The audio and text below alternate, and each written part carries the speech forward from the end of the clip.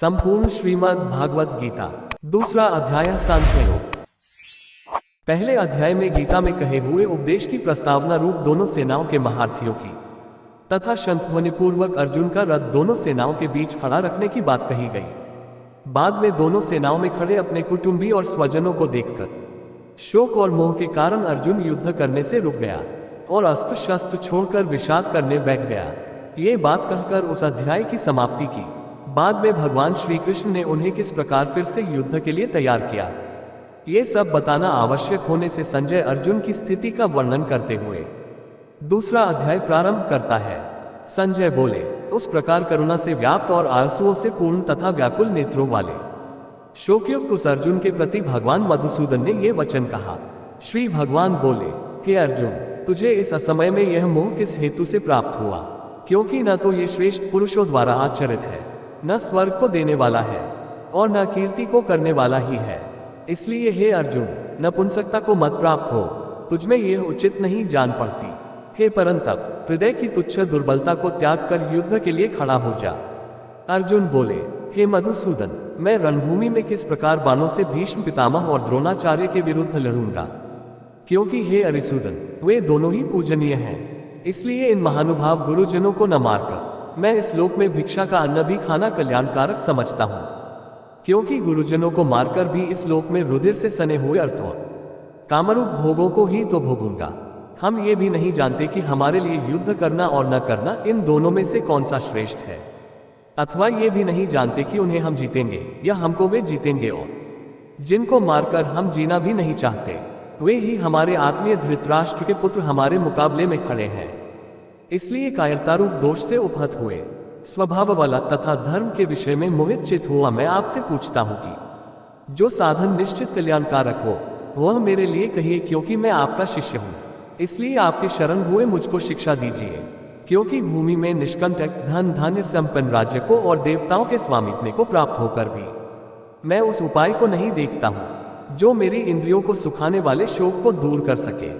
संजय बोले, हे राजन, निद्रा को जीतने वाले अर्जुन अंतर्यामी श्री कृष्ण महाराज के प्रति इस प्रकार कहकर फिर श्री गोविंद भगवान से युद्ध नहीं करूंगा ये स्पष्ट कहकर चुप हो गए। हे भरतवंशी धृतराष्ट्र, अंतर्यामी श्री कृष्ण महाराज ने दोनों सेनाओं के बीच में शोक करते हुए उस अर्जुन को हंसते हुए से यह वचन बोले। श्री भगवान बोले, हे अर्जुन, तू न शोक करने योग्य मनुष्यों के लिए शोक करता है और पंडितों के जैसे वचनों को कहता है, परंतु जिनके प्राण चले गए हैं उनके लिए और जिनके प्राण नहीं गए हैं उनके लिए भी पंडित जन शोक नहीं करते। न तो ऐसा ही है कि मैं किसी काल में नहीं था, तू नहीं था, अथवा ये राजा लोग नहीं थे, और न ऐसा ही है कि इससे आगे हम सब नहीं रहेंगे। जैसे जीवात्मा की इस देह में बालकपन, जवानी और वृद्धावस्था होती है, वैसे ही अन्य शरीर की प्राप्ति होती है। उस विषय में धीर पुरुष मोहित नहीं होता। हे कुंती पुत्र, सर्दी गर्मी और सुखदायक देने वाले इंद्रिय और विषयों के संयोग को उत्पत्ति विनाशी और अनित्य है। इसलिए हे भारत, उसको तू सहन कर। क्योंकि हे पुरुष श्रेष्ठ, दैक सुख को समान समझने वाले जिस धीर पुरुष को ये इंद्रियों और विषयों के संयोग व्याकुल नहीं करते, वह मोक्ष के योग्य होता है। असत वस्तु की सत्ता नहीं है और सत का अभाव नहीं है। इस प्रकार तत्वज्ञानी पुरुषों द्वारा इन दोनों का ही तत्व देखा गया है। नाशरहित तो तू उसको जान जिससे ये संपूर्ण जगत दृश्यवर्ग व्याप्त है। इस अविनाशी का विनाश करने में भी कोई समर्थ नहीं है। इस नाशरहित अप्रमेय नित्य स्वरूप जीवात्मा के ये सब शरीर नाशवान कहे गए हैं। इसलिए हे भरतवंशी अर्जुन, तू युद्ध कर। जो उस आत्मा को मारने वाला समझता है तथा जो इसको मरा मानता है, वे दोनों ही नहीं जानते। क्योंकि यह आत्मा वास्तव में न तो किसी को मारता है और न किसी के द्वारा मारा जाता है। यह आत्मा किसी काल में भी न तो जन्मता है और न मरता ही है तथा न यह उत्पन्न होकर फिर होने वाला ही है, क्योंकि यह अजन्मा, नित्य, सनातन और पुरातन है। शरीर के मारे जाने पर भी यह नहीं मारा जाता है। हे पृथापुत्र अर्जुन, जो पुरुष इस आत्मा को नाशरहित, नित्य, अजन्मा और अव्यय जानता है, वह पुरुष कैसे किसको मरवाता है और कैसे किसको मारता है। जैसे मनुष्य पुराने वस्त्रों को त्याग कर दूसरे नए वस्त्रों को ग्रहण करता है, वैसे ही जीवात्मा पुराने शरीरों को त्याग कर दूसरे नए शरीरों को प्राप्त होता है। इस आत्मा को शस्त्र काट नहीं सकते, इसको आग जला नहीं सकती, इसको जल गला नहीं सकता और वायु सुखा नहीं सकती। क्योंकि यह आत्मा अच्छेद्य है, यह आत्मा अदाह्य, अक्लेद्य और निसंदेह अशोष्य है। तथा यह आत्मा नित्य, सर्वव्यापी, अचल, स्थिर रहने वाला और सनातन है। यह आत्मा अव्यक्त है, यह आत्मा अचिंत्य है और यह आत्मा विकार रहित कहा जाता है। इससे हे अर्जुन, इस आत्मा को उपर्युक्त प्रकार से जानकर तू शोक करने के योग्य नहीं है, अर्थात तुझे शोक करना उचित नहीं है। किंतु यदि तू इस आत्मा को सदा जन्मने वाला तथा सदा मरने वाला मानता है, तो भी हे महाबाहो, तू इस प्रकार शोक करने को योग्य नहीं है, क्योंकि इस मान्यता के अनुसार जन्मे हुए की मृत्यु निश्चित है और मरे हुए का जन्म निश्चित है। इससे भी इस बिना उपाय वाले विषम में तू शोक करने के योग्य नहीं है। हे अर्जुन, संपूर्ण प्राणी जन्म से पहले अप्रकट थे और मरने के बाद भी अप्रकट हो जाने वाले हैं, केवल बीच में ही प्रकट है। फिर ऐसी स्थिति में क्या शोक करना है? कोई एक महापुरुष ही इस आत्मा को आश्चर्य की भांति देखता है, और वैसे ही दूसरा कोई महापुरुष ही इसके तत्व का आश्चर्य की भांति वर्णन करता है, तथा दूसरा कोई अधिकारी पुरुष ही इसे आश्चर्य की भांति सुनता है, और कोई कोई तो सुनकर भी इसको नहीं जानता। हे अर्जुन, यह आत्मा सबके शरीरों में सदा ही अवध्य है। इस कारण संपूर्ण प्राणियों के लिए तू शोक करने के योग्य नहीं है, तथा अपने धर्म को देखकर भी तू भय करने योग्य नहीं है, अर्थात तुझे भय नहीं करना चाहिए, क्योंकि क्षत्रिय के लिए धर्मयुक्त युद्ध से बढ़कर दूसरा कोई कल्याणकारी कर्तव्य नहीं है। हे पार्थ, अपने आप प्राप्त हुए और खुले हुए स्वर्ग के द्वार रूप इस प्रकार के युद्ध को भाग्यवान क्षत्रिय लोग ही पाते हैं। किंतु यदि तू इस धर्मयुक्त युद्ध को नहीं करेगा तो स्वधर्म और कीर्ति को खोकर पाप को प्राप्त होगा, तथा सब लोग तेरी बहुत काल तक रहने वाली अपकीर्ति भी कथन करेंगे। और माननीय पुरुष के लिए अपकीर्ति मरण से भी बढ़कर है, और जिनकी दृष्टि में तू पहले बहुत सम्मानित होकर अब लघुता को प्राप्त होगा, वे महारथी लोग तुझे भय के कारण युद्ध में हटा हुआ मानेंगे। तेरे वैरी लोग तेरे सामर्थ्य की निंदा करते हुए तुझे बहुत से न कहने योग्य वचन भी कहेंगे। उससे अधिक दैख और क्या होगा? या तो तू युद्ध में मारा जाकर स्वर्ग को प्राप्त होगा, अथवा संग्राम में जीतकर पृथ्वी का राज्य भोगेगा। इस कारण हे अर्जुन, तू युद्ध के लिए निश्चय करके खड़ा हो जा।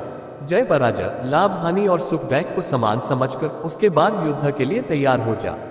इस प्रकार युद्ध करने से तू पाप को नहीं प्राप्त होगा। हे पार्थ, ये बुद्धि तेरे लिए ज्ञानयोग के विषय में कही गई, और अब तू इसको कर्मयोग के विषय में सुन। जिस बुद्धि से युक्त हुआ तू कर्मों के बंधन को भलीभांति त्याग देगा, अर्थात सर्वथा नष्ट कर डालेगा। इस कर्मयोग में आरंभ का अर्थात बीज का नाश नहीं है, और उल्टा फल रूप दोष भी नहीं है, बल्कि इस कर्मयोग रूप धर्म का थोड़ा सा भी साधन जन्म मृत्यु रूप महान भय से रक्षा कर लेता है। हे अर्जुन, इस कर्मयोग में निश्चयात्मिका बुद्धि एक ही होती है, किंतु अस्थिर विचार वाले विवेकहीन सकौम मनुष्यों की बुद्धियां निश्चय ही बहुत भेदों वाली और अनंत होती हैं। हे अर्जुन, जो भोगों में तन्मय हो रहे हैं, जो कर्मफल के प्रशंसक वेदवाक्यों में ही प्रीति रखते हैं, जिनकी बुद्धि में स्वर्ग ही परम प्राप्य वस्तु है और जो स्वर्ग से बढ़कर दूसरी कोई वस्तु ही नहीं है, ऐसा कहने वाले हैं, वे अविवेकी जन इस प्रकार की जिस पुष्पित अर्थात दिखाव शोभायुक्त वाणी को कहा करते हैं, जो कि जन्मरूप कर्मफल देने वाली और भोग तथा ऐश्वर्य की प्राप्ति के लिए नाना प्रकार की बहुत सी क्रियाओं का वर्णन करने वाली है। उस वाणी द्वारा जिनका चित्त हर लिया गया है, जो भोग और ऐश्वर्य में अत्यंत आसक्त है, उन पुरुषों की परमात्मा में निश्चयात्मिका बुद्धि नहीं होती। हे अर्जुन, वेद उपर्युक्त प्रकार से तीनों गुणों के कार्य रूप समस्त भोगों और उनके साधनों का प्रतिपादन करने वाले हैं। इसलिए तू उन भोगों और उनके साधनों में आसक्तिहीन, हर्ष शोकादि द्वंद्वों से रहित, नित्य वस्तु परमात्मा में स्थित, योगक्षेम को न चाहने वाला और स्वाधीन अंतःकरण वाला हो, सब ओर से परिपूर्ण जलाशय के प्राप्त हो जाने पर छोटे जलाशय में मनुष्य का जितना प्रयोजन रहता है, ब्रह्म को तत्व से जानने वाले ब्राह्मण का समस्त वेदों में उतना ही प्रयोजन रह जाता है। तेरा कर्म करने में ही अधिकार है, उनके फलों में कभी नहीं। इसलिए तू कर्मों के फल का हेतु मत हो तथा तेरी कर्म न करने में भी आसक्ति न हो। हे धनंजय, तू आसक्ति को त्याग कर तथा सिद्धि और असिद्धि में समान बुद्धि वाला होकर योग में स्थित हुआ कर्तव्य कर्मों को कर समत्व भाव ही योग कहलाता है। इस समत्व बुद्धि योग से सकौम कर्म अत्यंत ही निम्न श्रेणी का है। इसलिए हे धनंजय, तू समबुद्धि में ही रक्षा का उपाय ढूंढ, अर्थात बुद्धि योग का ही आश्रय ग्रहण कर, क्योंकि फल के हेतु बनने वाले अत्यंत दीन हैं। संबुद्धि योग पुरुष पुण्य और पाप दोनों को इसी लोक में त्याग देता है, अर्थात उनसे मुक्त हो जाता है। इससे तू समत्व रूप योग में लग जा। ये समत्व रूप योग ही कर्मों में कुशलता है, अर्थात कर्म बंधन से छूटने का उपाय है। क्योंकि संबुद्धि से युक्त ज्ञानी जन कर्मों से उत्पन्न होने वाले फल को त्याग कर जन्मरूप बंधन से मुक्त हो निर्विकार परम पद को प्राप्त हो जाते हैं। जिस काल में तेरी बुद्धि मोहरूप दलदल को भली भांति पार कर जाएगी, उस समय तू सुने हुए और सुनने में आने वाले इस लोक और परलोक संबंधी सभी भोगों से वैराग्य को प्राप्त हो जाएगा। भांति भांति के वचनों को सुनने से विचलित हुई तेरी बुद्धि जब परमात्मा में अचल और स्थिर ठहर जाएगी, तब तू योग को प्राप्त हो जाएगा, अर्थात तेरा परमात्मा से नित्य संयोग हो जाएगा। अर्जुन बोले, हे केशव, समाधि में स्थित परमात्मा को प्राप्त हुए स्थिर बुद्धि पुरुष का क्या लक्षण है? वह स्थिर बुद्धि पुरुष कैसे बोलता है, कैसे बैठता है और कैसे चलता है? श्री भगवान बोले, हे अर्जुन, जिस काल में ये पुरुष मन में स्थित संपूर्ण कामनाओं को भली भांति त्याग देता है और आत्मा से आत्मा में ही संतुष्ट रहता है, उस काल में वह स्थित प्रज्ञ कहा जाता है। दुखों की प्राप्ति होने पर जिसके मन पर उद्वेग नहीं होता, सुखों की प्राप्ति में जो सर्वथा निष्प्रिय है तथा जिसके राग, भय और क्रोध नष्ट हो गए हैं, ऐसा मुनि स्थिर बुद्धि कहा जाता है। जो पुरुष सर्वत्र स्नेह रहित हुआ उस शुभ या अशुभ वस्तु को प्राप्त होकर न प्रसन्न होता है और न द्वेष करता है, उसकी बुद्धि स्थिर है। और जैसे कछुआ सब ओर से अपने अंगों को समेट लेता है, वैसे ही जब ये पुरुष इंद्रियों के विषयों से इंद्रियों के सब प्रकार से हटा लेता है, तब उसकी बुद्धि स्थिर है, ऐसा समझना चाहिए।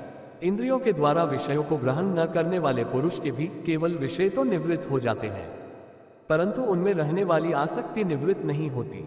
इस स्थित प्रज्ञ पुरुष की तो आसक्ति भी परमात्मा का साक्षात्कार करके निवृत्त हो जाती है। हे अर्जुन, आसक्ति का नाश न होने के कारण ये प्रमथन स्वभाव वाली इंद्रियां यत्न करते हुए बुद्धिमान पुरुष के मन को भी बलात् हर लेती हैं। इसलिए साधक को चाहिए कि वह उन संपूर्ण इंद्रियों को वश में करके समाहित हुआ मेरे परायण होकर ध्यान में बैठे, क्योंकि जिस पुरुष की इंद्रियां वश में होती हैं, उसी की बुद्धि स्थिर हो जाती है। विषयों का चिंतन करने वाले पुरुष की उन विषयों में आसक्ति हो जाती है। आसक्ति से उन विषयों की कामना उत्पन्न होती है और कामना में विघ्न पड़ने से क्रोध उत्पन्न होता है। क्रोध से अत्यंत मूढ़भाव उत्पन्न हो जाता है। मूढ़भाव से स्मृति में भ्रम हो जाता है। स्मृति में भ्रम हो जाने से बुद्धि अर्थात ज्ञान शक्ति का नाश हो जाता है और बुद्धि का नाश हो जाने से यह पुरुष अपनी स्थिति से गिर जाता है। परंतु अपने अधीन किए हुए अंतःकरण वाला साधक अपने वश में की हुई राग द्वेष से रहित इंद्रियों द्वारा विषयों में विचरण करता हुआ अंतःकरण की प्रसन्नता को प्राप्त होता है। अंतःकरण की प्रसन्नता होने पर इसके संपूर्ण दुखों का अभाव हो जाता है और उस प्रसन्न चित्त वाले कर्मयोगी की बुद्धि शीघ्र ही सब ओर से हटकर परमात्मा में ही भली भांति स्थिर हो जाती है। न जीते हुए मन और इंद्रियों वाले पुरुष में निश्चयात्मिका बुद्धि नहीं होती और उसयुक्त मनुष्य के अंतःकरण में भावना भी नहीं होती तथा भावनाहीन मनुष्य को शांति नहीं मिलती। और शांति रहित मनुष्य को सुख कैसे मिल सकता है, क्योंकि जैसे जल में चलने वाली नाव को वायु हर लेती है, वैसे ही विषयों में विचरती हुई इंद्रियों में से मन जिस इंद्रिय के साथ रहता है, वह एक ही इंद्रिय इस अयुक्त पुरुष की बुद्धि को हर लेती है। इसलिए हे महाबाहो, जिस पुरुष की इंद्रियां के विषयों से सब प्रकार निग्रह की हुई है, उसी की बुद्धि स्थिर है। संपूर्ण प्राणियों के लिए जो रात्रि के समान है, उस नित्य ज्ञान स्वरूप परमानंद की प्राप्ति में स्थित प्रज्ञ योगी जागता है। और जिस नाशवान सांसारिक सुख की प्राप्ति में सब प्राणी जागते हैं, परमात्मा के तत्व को जानने वाले मुनि के लिए वह रात्रि के समान है। जैसे नाना नदियों के जल सब ओर से परिपूर्ण अचल प्रतिष्ठा वाले समुद्र में उसको विचलित न करते हुए ही समा जाते हैं, वैसे ही सब भोग जिस स्थित प्रज्ञ पुरुष में किसी प्रकार का विकार उत्पन्न किए बिना ही समा जाते हैं, वही पुरुष परम शांति को प्राप्त होता है, भोगों को चाहने वाला नहीं। जो पुरुष संपूर्ण कामनाओं को त्याग कर ममता रहित, अहंकार रहित और स्पृहा रहित हुआ विचरता है, वही शांति को प्राप्त होता है, अर्थात वह शांति को प्राप्त है। हे अर्जुन, ये ब्रह्म को प्राप्त हुए पुरुष की स्थिति है। इसको प्राप्त होकर योगी कभी मोहित नहीं होता और अंतकाल में भी इस ब्राह्मी स्थिति में स्थित होकर ब्रह्मानंद को प्राप्त हो जाता है। इस प्रकार उपनिषद, ब्रह्मविद्या तथा योग शास्त्र रूप श्रीमद् भगवद गीता के श्री कृष्ण अर्जुन संवाद में सांख्य योग नामक द्वितीय अध्याय संपूर्ण हुआ।